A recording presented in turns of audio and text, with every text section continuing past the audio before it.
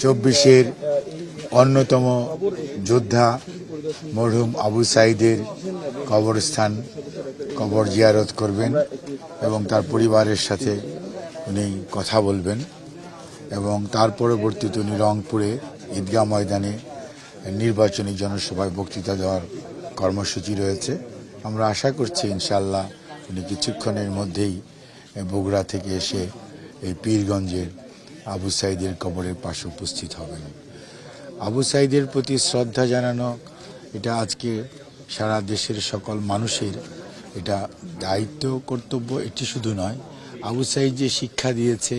স্বৈরাচারের বিরুদ্ধে বুক চেতিয়ে 16 জুলাই 24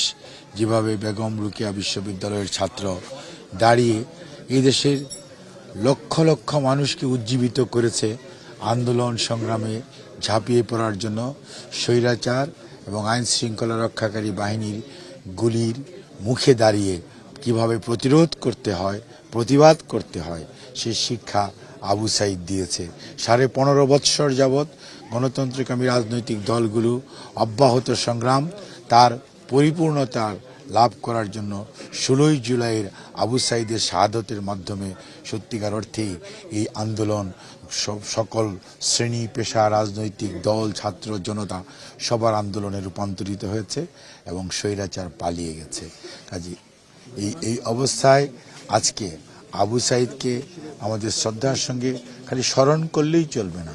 গণতান্ত্রিক মূল্যবোধ যাতে বাংলাদেশে অব্যাহত থাকে এবং কেউ যাতে ভবিষ্যতে স্বৈরাচারী মনোবৃত্তি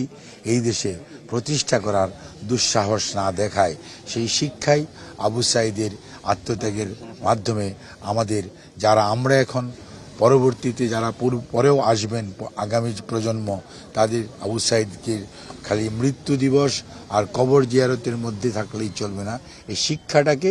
বাস্তবে রূপান্তরিত করার জন্য আমাদের সবাইকে উদ্যোগী হতে হবে। তাহলেই আমার মনে হয় আবু সাঈদের আত্মা শান্তি পাবে।